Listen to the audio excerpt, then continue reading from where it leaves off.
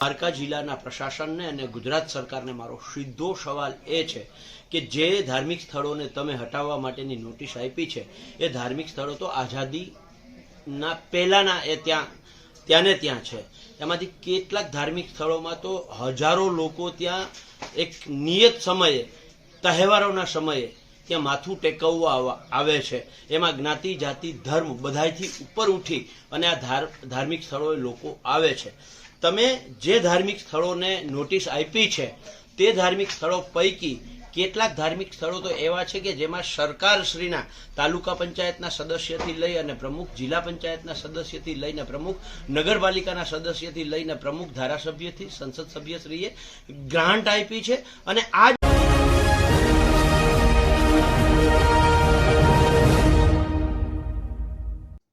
જે લોકો ધર્મના નામે સત્તા પર આવ્યા છે, જે લોકો એવું કહેતા હતા કે આપણો હિન્દુ ધર્મ વિધર્મથી ખતરામાં છે, આપણો હિન્દુ ધર્મ ખતરામાં છે, આપણે આપણા હિન્દુ ધર્મને બચાવવો જોઈએ।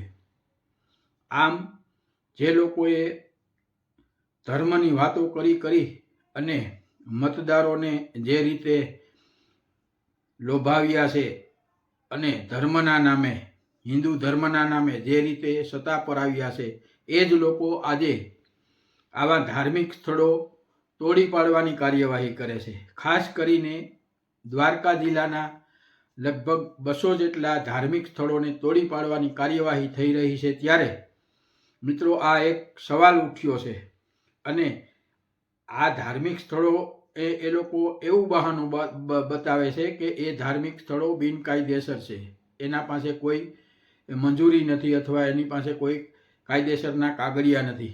પરંતુ આ ધર્મના નામે સડી બેઠેલા સત્તાધીશોને મારે એટલું કહેવું છે કે આપણો ધર્મ તો આદિ અનાદિકાળથી છે અને અનાદિકાળથી જ આપણા જે સાધુ સંતો કે જે કોઈ ધાર્મિક મંદિરો ધાર્મિક જગ્યાઓ હોય છે આવી અવાવરૂ જગ્યાઓ પર જ હોય છે અને આ જગ્યા ઘણા લોકોને ઉપયોગમાં પણ આવતી હોય છે। થાક્યા પાક્યાને આરામ મળતો હોય છે, ધર્મનો પ્રસાર થતો હોય છે, ભગવાનની પૂજા થતી હોય છે, મંદિરો થતા હોય છે, લોકો દાન આપતા હોય છે અને કેટલી મહેનત કરીને આવી જગ્યાઓ કે આવા ધાર્મિક સ્થળો ઊભા કર્યા હોય છે। ત્યારે આ સત્તાધીશોનો ડોળો મારા ખ્યાલ પ્રમાણે તો આવા ધાર્મિક સ્થળો ઉપર એટલા માટે ગયો છે કે ભવિષ્યમાં એના મળતિયાઓને ત્યાં કોમર્શિયલ સેન્ટરો બનાવી આપે। આ જગ્યા આવી રીતે કદાચ એનો મનસૂબો હોય અને પણ મિત્રો આ લોકો જે રીતે ધાર્મિક સ્થળો અને કાયદેસર કેમ નથી કરતા?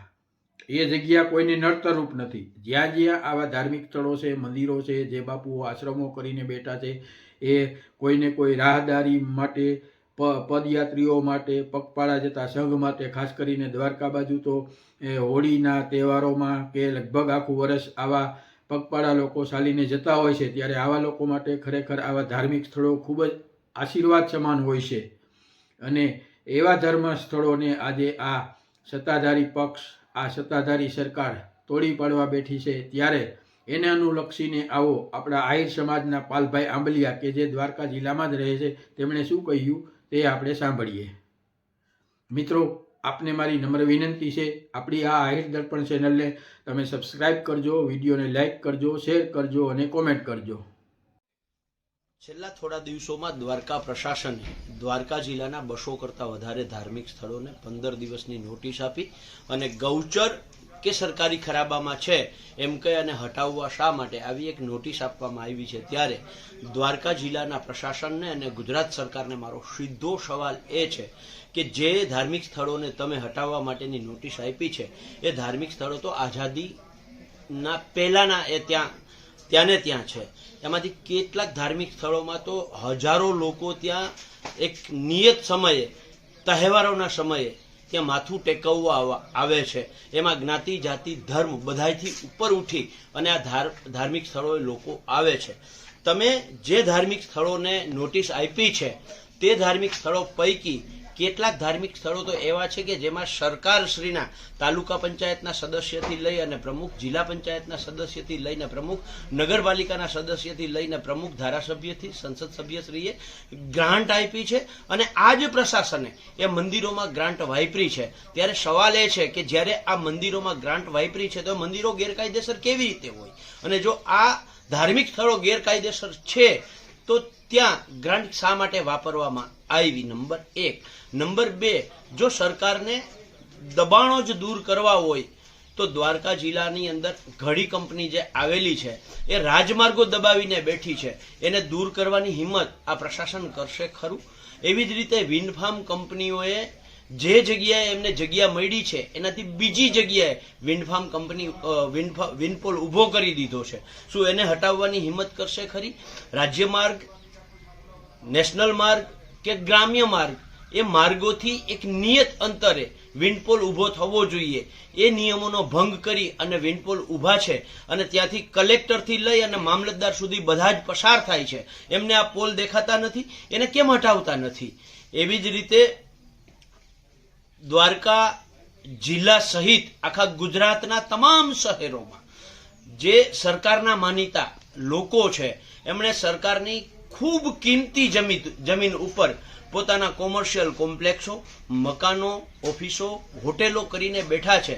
જો સરકારમાં તાકાત હોય તો આ ધાર્મિક સ્થળોના દબાણ દૂર કરતા પહેલા દરેક શહેરની અંદર જ્યાં એ ઓફિસો આવેલી, સરકારની ઓફિસો આવેલી છે, એની આસપાસમાં પણ જે દબાણો છે એને દૂર કરવાની શું આ સરકાર હિંમત કરશે ખરી? મારે સરકારશ્રીને એક નમ્ર નિવેદન કરવું છે કે તમારા માનીતા આગેવાનોએ જે રીતે કોમર્શિયલ કોમ્પ્લેક્સો ઊભા કર્યા પછી સરકાર એ આગેવાનો માટે ઇમ્પેક્ટ ફી નામનો કાયદો લાવી શકે છે, તો આ ધાર્મિક સ્થળો તો પહેલાથી છે.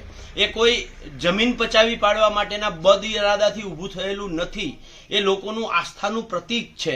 એટલે આ આસ્થાના પ્રતીકમાં જો તમે ખાનગી વ્યક્તિઓ માટે ઇમ્પેક્ટ ફીનો કાયદો લાવી શકો છો તો આના માટે પણ આવો એક કાયદો લઈ આવવો જોઈએ અને 1 પણ રૂપિયાની ફી વગર આ જેટલો આ વિસ્તારની અંદર આ ધાર્મિક સ્થળો છે એમને કાયદેસરતા આપવી જોઈએ. અને આ ધાર્મિક સ્થળોને તોડવા માટે સરકારશ્રીએ નામદાર સુપ્રીમ કોર્ટનો હવાલો, એમનો એક ચુકાદો આગળ કરી અને નોટિસો આપી છે. ત્યારે મારે સરકારશ્રીને ચેલેન્જ સાથે કહેવું છે કે આ ધાર્મિક સ્થળોમાં દબાણનો હુકમ નામદાર સુપ્રીમ કોર્ટે કર્યો એની પહેલા ગુજરાતની અંદર કેટલાય એવા નામદાર સુપ્રીમ કોર્ટના હુકમો પેન્ડિંગ આજે પણ છે. નામદાર ગુજરાત હાઈકોર્ટના ચુકાદાઓ પેન્ડિંગ આજે પણ છે. સરકાર જો નામદાર સુપ્રીમ કોર્ટ, નામદાર ગુજરાત હાઈકોર્ટને એટલી જ માનતી હોય તો અગાઉના જેટલા પેન્ડિંગ ચુકાદાઓનો અમલ બાકી છે એનો તાત્કાલિક અમલ કરવામાં આવે અને ત્યાર પછી ધાર્મિક સ્થળો તરફ દ્રષ્ટિ કરવામાં આવે.